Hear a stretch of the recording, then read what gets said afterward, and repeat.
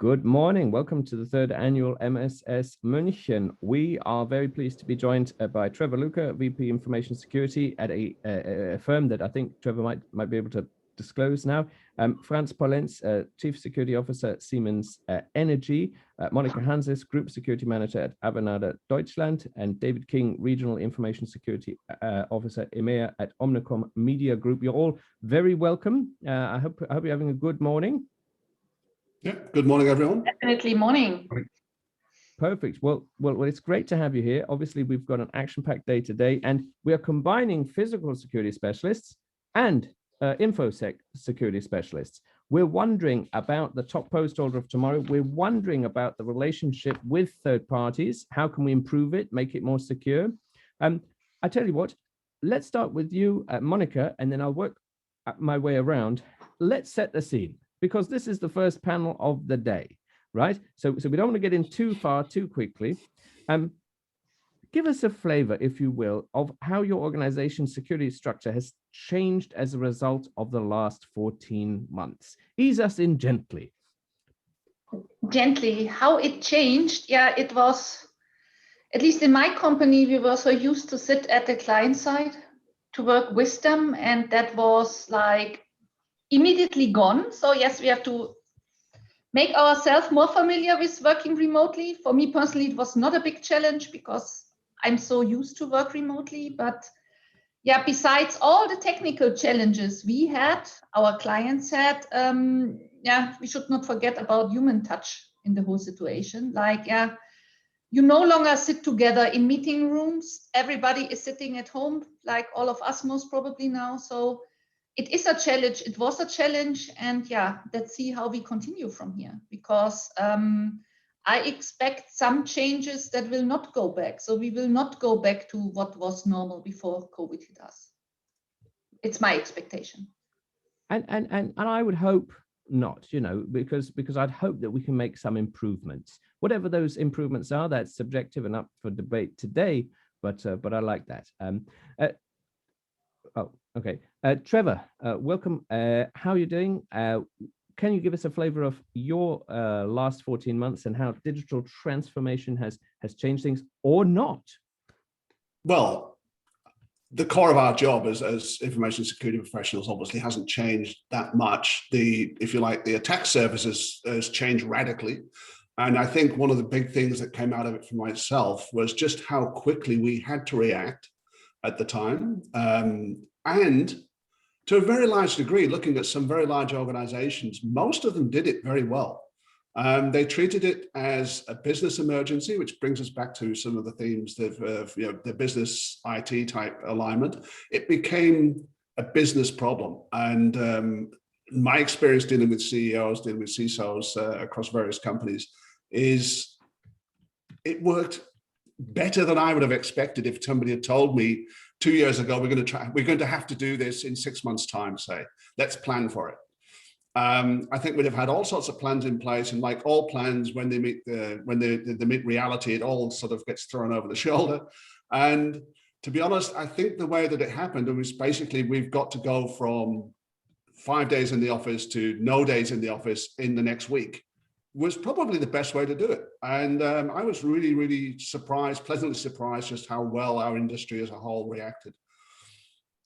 Yes, it was rather positive. Obviously, this would have been a bit different in 1995. You know, everyone talks about connectivity, but I think the lack of video in 1995 would have been a problem. Anyway. What about in the industrial and physical security world, Franz? How has your last 14 months been? Thank you very much. Actually, our organization itself has not drastically changed during the pandemic and the lockdown area. In our company, we still have two organizations, one for cybersecurity and one for physical security. However, the recent events have brought us closer together, and we have indeed realized that in many areas it's very important to work together, be it for making a risk assessment of external providers, be it to ensure we have secure means for virtual collaboration. Actually, regarding our operating model in our company, I would say it's divided into two areas. On the one hand side, we have also experienced what the other colleagues said in this panel, where we had office-related work. Of course, we suddenly had to rely on virtual collaboration tools, and that was really also a challenge to have it running. And then, of course, we have the classic production areas that are not so much changed. So actually here, I would say we are having the same challenges we had before, and also with the convergence of IT and OT in the production area and the vulnerabilities. I would say we are facing the same challenges, but as in our company, we were happy to continue with almost our entire production due to our business continuity plans. I would say the big change is rather seen in the overall landscape and the fact that the office functions had to work from home, most of them until now. And I like that because you mentioned IT-OT convergence, and well, we will see today, it is in fact a little bit of a hot topic. We have some heated opinions. I guarantee heated opinions later on today as to the merit of it or not.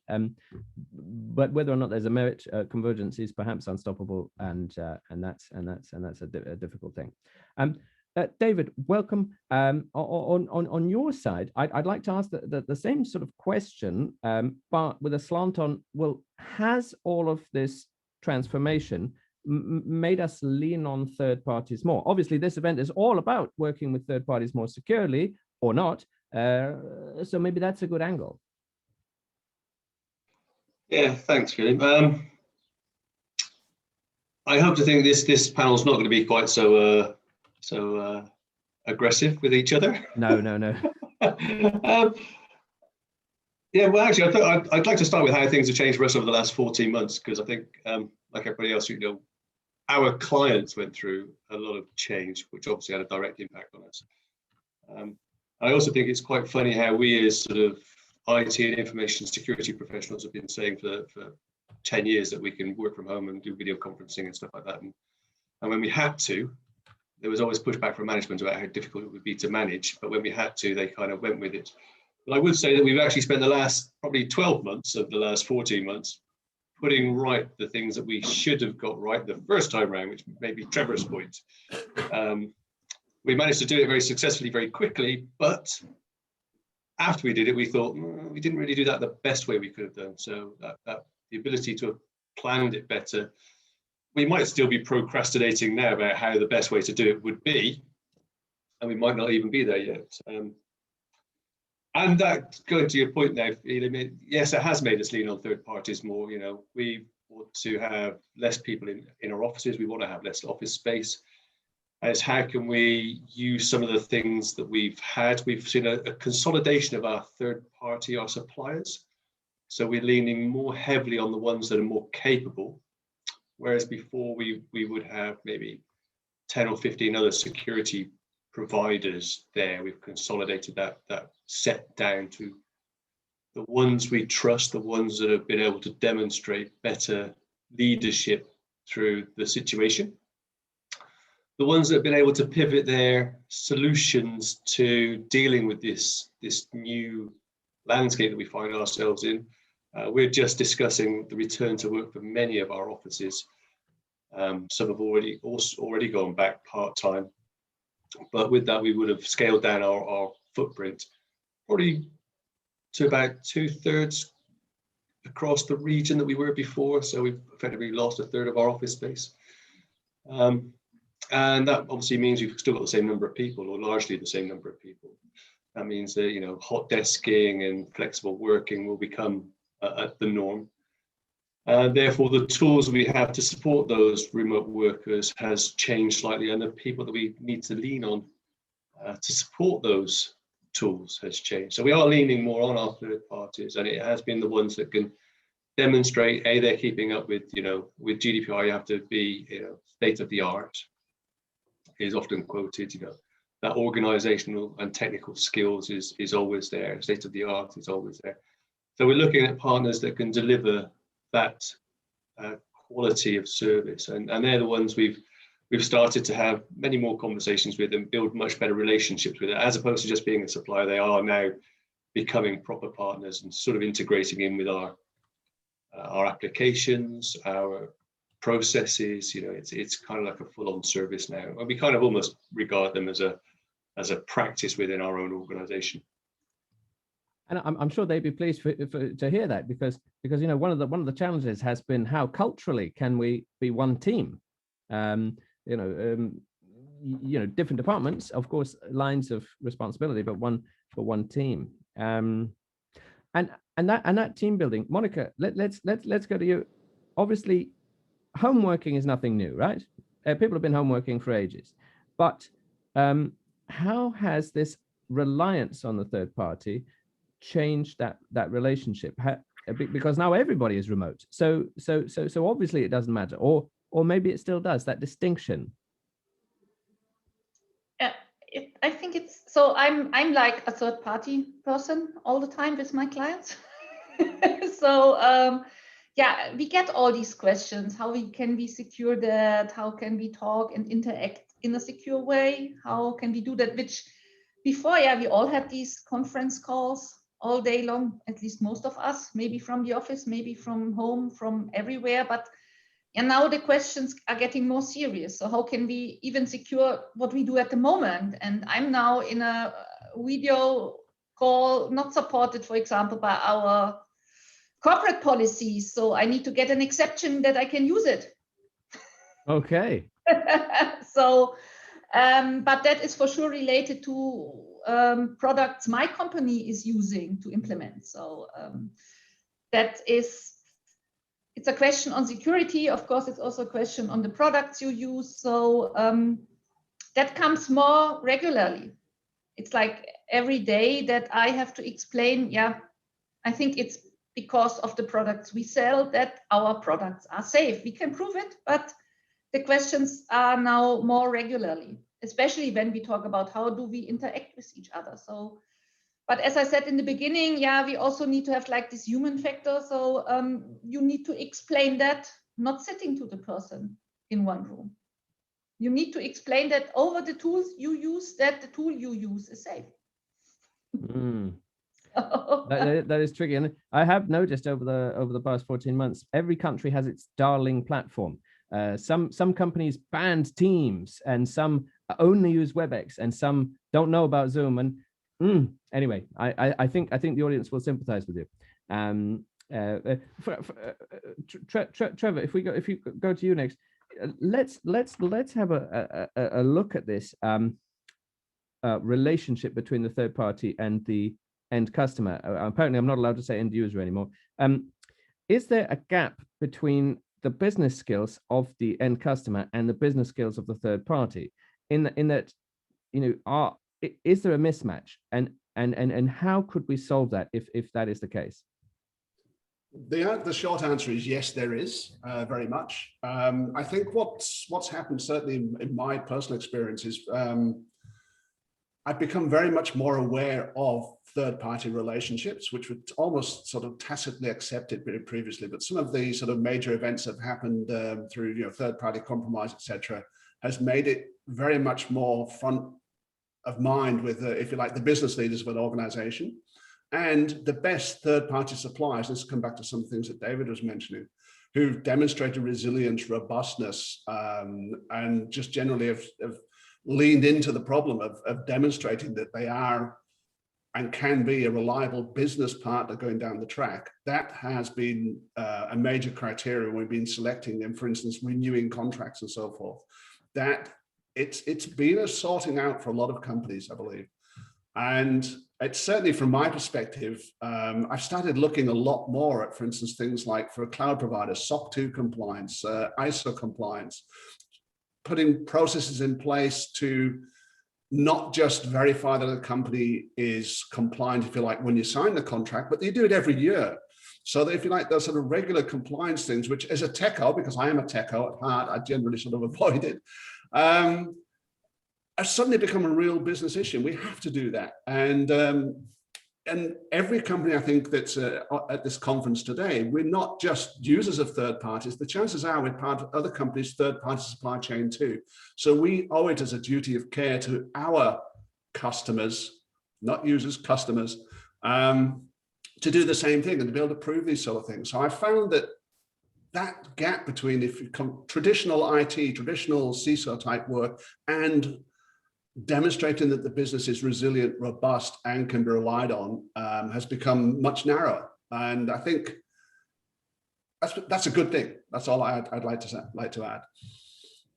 Yeah, a good thing indeed. And that's why we are putting MSS, MSP, and CISO and CSO stakeholders on stage, because one day you're a prime contractor, the next day you're a subcontractor, the next day you're a customer. I mean, okay, there are some people that will never be a contractor. I get it, but that fluidity and that partnership is really key, I think. Franz, let's then look to the shape of this top post holder. Do you think that it's going to be desirable? Obviously, we have physical security specialists in this event as well as IT. Do you think it's going to become desirable to have one super post holder that simply manages relations with third parties, with IT, with OT, with physical security and facilities and all of that? Is that even desirable? I would say in theory it might be desirable, but I would say it's hardly unrealistic, because I think we all know to some extent all of our security professionals in the IT security or physical security area, they have a special focus where they need to focus on, where they are good at, and I would rather say the challenge is that we are having professionals who, despite having a special focus on one or two dedicated topics, that these specialists are still able to apply system thinking, if you will, to have a bigger picture and also be able to link their topic across borders. Just to give you one example, if I'm an IT security analyst and I'm just focusing on how to secure a certain IT application, I should not forget that this application is physically located somewhere in a server room, and therefore I should also ask myself, how is the server room physically protected? Who are the possibly third-party vendors who have access to the server room? Have they possibly been vetted, and things like that? I think to some extent there is some kind of overall coordination necessary, but I wouldn't say that it would really help if you have one post holder at the top, one super chief security officer who handles everything, IT, OT security, cyber security, and physical security, if underneath you don't have the personnel with the adequate mindset who are able to go beyond their main focus of work and who are able to really connect the dots, in order to really live security convergence. And yeah, please. So I was going to say there, that sort of gamut of different skills is the sort of thing I would expect in a security oversight type group, and it needs group input. It needs different ideas, it needs different opinions, and it needs to be able to balance off different priorities within an organization. For instance, one year physical security might be really important. Other times you're doing a big upgrade in factories and production, so OT is really important. Other times traditional IT, which is traditional IT security. And I think having one person in that role, in my mind, would limit options and limit input. Just to build on that, I think the question you said is it desirable? And I think what Franz was saying is it possible? And I think we've kind of seen it before. We started off. We used to have, I go back to when I first started, and many of us now a little bit older. We didn't have a head of, we had a head of MIS, the head of managed information systems, whatever it was called. And then as that kind of knowledge set was needed to grow, you suddenly had CIOs created. And then it became about, okay, well, somebody's got to look after the business and somebody's got to look after the information, but somebody's also got to look after the technology. Then we kind of saw this diversion. So you had sort of business systems related and information systems CIOs, and you had CTOs who were kind of looking after the underlying technology. And we've kind of seen similar when we talk about things with regards to data protection officers. You've got, ideally, you're looking for somebody who's got knowledge of IT systems. You're looking for somebody who's got an understanding of legal. These people rarely exist. And when you did the introduction there, you were talking about how we took DMARC customers and our suppliers or whatever. I'm one of those guys that actually worked for a while for an MSSP. So I've kind of sat on both sides of the fence. So I've worked for a VAR, as a reseller. I've worked for an MSSP, designing system solutions and services. But before and after, I've worked as the end customer. So I kind of know what they're expecting. I know what the right I think I know what the right questions to ask are. And I think I'm one of those unusual people that have a strange mix of whatever, because I also did a bit of financial stuff when I was much younger. So I kind of understand the finance side. I understand the technology side. I was a programmer at 14 years old. With my VIC-20 computer, which feeling definitely won't remember that. Way too far back, 4K of RAM and all that kind of stuff. And I just think, there's so few people that have that hybrid skill set that it's going to be impossible to find the one position. I think what Trevor said, they're having a group, a steering group, a governance group, or whatever it is, group that has all the skills, has a technology, has a business person, has a finance person, has a physical security person, has somebody that knows legal or whatever. It's going to be the way forward. But if you've got somebody that understands the other side of the fence, what your suppliers, vendors, partners are expecting, I think that's also a valid and useful skill to have. Oh, it is, isn't it? Because then you can shape the direction of your company, and you can shape what you're trying to do. But then maybe going back to Monika, does that then turn the CISO or CSO or whatever we end up with as a top post holder into someone that doesn't necessarily need a security background? Because surely if they're a group, as Trevor says, they could simply have the physical security person, the facilities management person, and they could be a lawyer themselves that could deal with these contracts with third parties that are kind of important. In my opinion, I would say no need to be like a super specialist in security area. Of course, you should understand how the overall thing is working. So I have no background in security. My studies was something completely different, but like David, I was also working on the client side, and now I'm back in delivering solutions to clients. So you need to have an understanding. Also, if you are like a CISO, you need to understand, like when Trevor said there should be that group, you need to understand what every person in this group wants and needs. And you also need to understand, I think important, what the users in the company, the customers of the company need. So you need to have an overall understanding, and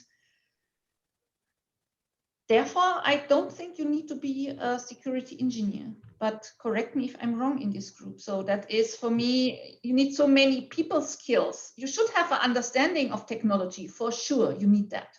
Without that, not possible, but like David said, you need to understand on the financials, you need to have people skills, you need to know the overall concept, how you want to protect your property, intellectual property, but you don't need to be like a coder or an engineer. No, and as I try to remind people, we do security to keep the business in business. That's it, first and foremost. And people, and I think technologists tend to forget that. I look back at myself from say 20 or 30 years ago, I probably wouldn't hire myself now. I know that sounds rash, but I didn't have the business skills that I have now and the understanding of why a business is important. I was a pure out and out technologist, hacker, coder, and I've had to acquire all those skills. And perhaps hiring these days, I'd be looking for somebody who's got the business affinity, who can learn enough about security to know why it's important and why a particular thing is important to the business. And I think that backs up what Monika was saying. So yeah, I might be out of a job if I was hiring myself. Okay, and we are going to deal with the skill set of the rookie in that later on today. We have an actual rookie who's going to make the case for why their skills are amazing and etc. So anyway, we'll see that. But Franz, I'd be interested in your take because surely the physical security specialist now has that merged responsibility for OT in a way that maybe they didn't, because over the lockdown, physical security seems to have become the department of everything.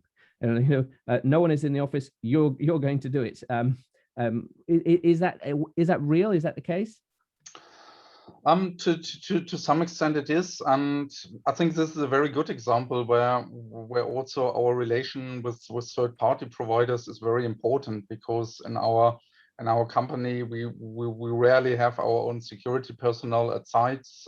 We have a few sites where we have our own guards, but the common model is that we outsource it to external companies. And here, yeah, we have seen a lot of challenges, a lot of, as you have highlighted, a lot of additional needs and tasks that had to be done by the security personnel because they were the only ones on site.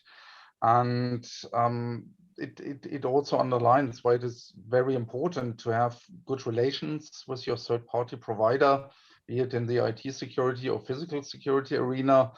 And there is just one point I would like to make in this forum. In our company, we've also seen that the formal requirements for working together with third-party vendors, they have increased over the last years. We have a lot of common standards that need to be adhered to in terms of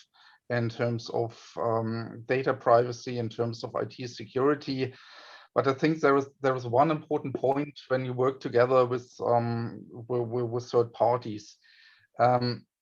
Regardless if you have tons of documentations or certification, at the end of the day, you should not forget it is very important to still have a personal relationship that is not based on paperwork, but that you really go down to their office. I think this is also very important to see their working environment, to have some kind of physical supplier audit, to have a look at their data center.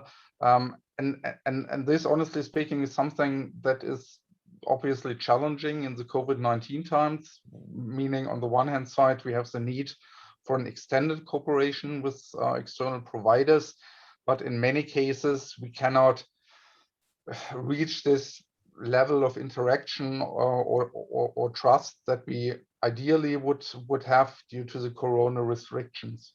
So this is something I just wanted to make here in addition.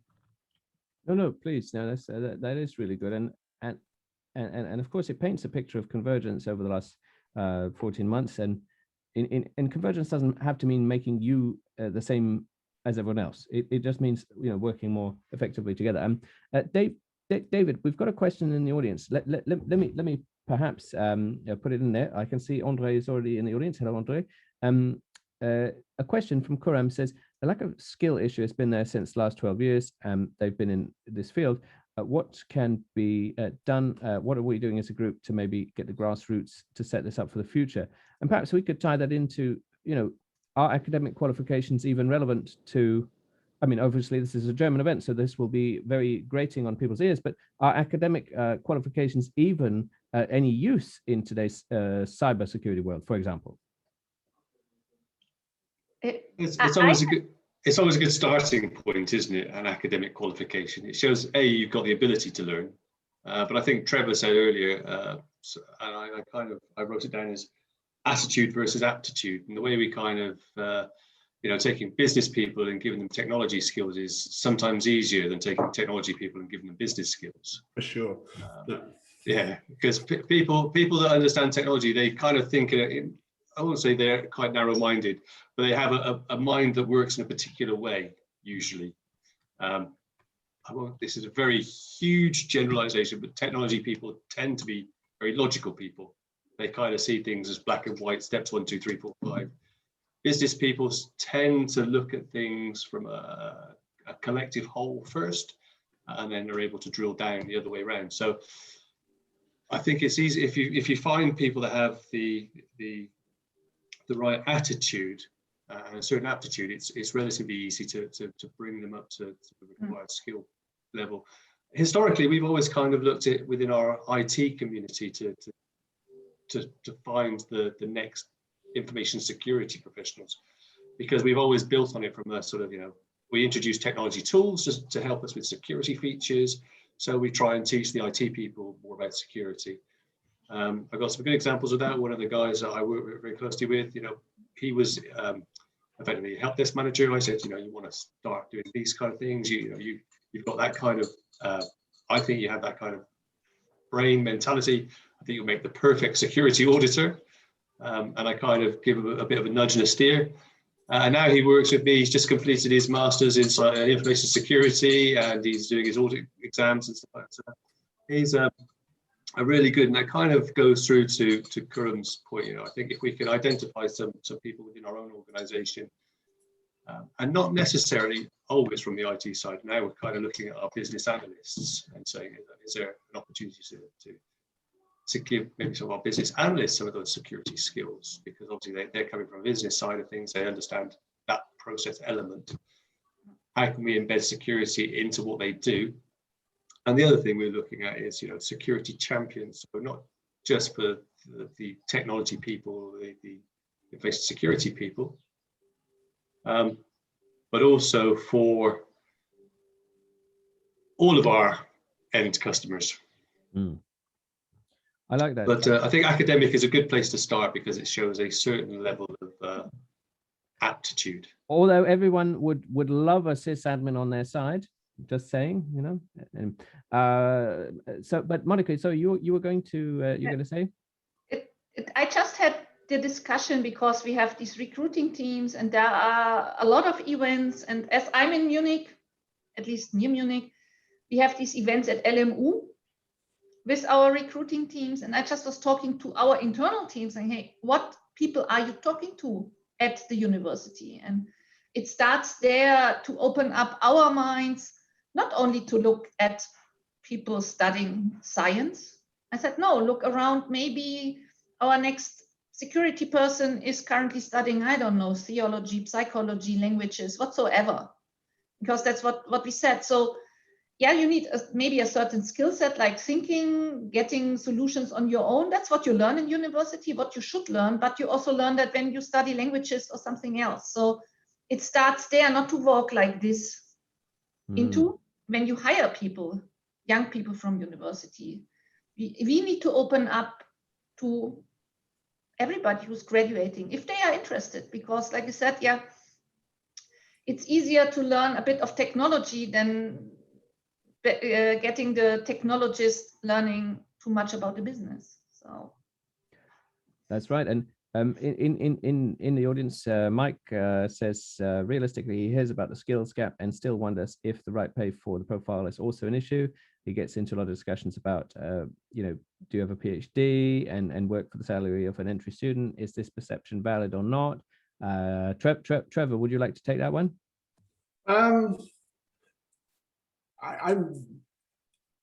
I do like David's point that if you like doing a higher degree or doing at least a bachelor's gives an indication of some discipline perhaps to actually get to that level of thinking. But certainly from my perspective, I've made all the same mistakes. I've hired people strictly from STEM subjects and things like that, and I've had some awesome hires. I've had some really bad ones too. And some of the very best people I've ever hired have had no formal academic background whatsoever, or they've come from a really creative background. They've come from the creative arts, and they think differently. And after a while, you think, wow, shows a level of and that creativity becomes insight. And I think from a security perspective, again, go back to what David was mentioning about people sort of thinking perhaps in our technologies area a little bit linearly. Our attackers don't think linearly, they think in terms of graphs. And we need people who think creatively about defense and about different ways of doing it. And ask the question, why are you doing it that way? It makes no sense to me as an outsider. And if we can leverage that, I think we will build much better teams. So PhD is great, but it could be a PhD in whatever, biology, in ancient Icelandic, I don't care. I want somebody who thinks differently. I love it. Franz, would you hire someone with a PhD in ancient Icelandic, or more in reference to physical security? A lot of people are going to the hospitality sector to find physical security stuff. What are your thoughts, Franz? Well, actually, I would be happy to hire such a person if he or she is fit for the job. I'm very much a fan of not thinking too narrow and really having a look at the whole person. Of course, you need to bring some basic skills into the job, but the question, as it was discussed here, to some extent, an academic education can be helpful, but I think it's more important if you're working in a company that a technical IT security or physical security specialist can translate his or her skills into talking strategy, communication, and finance.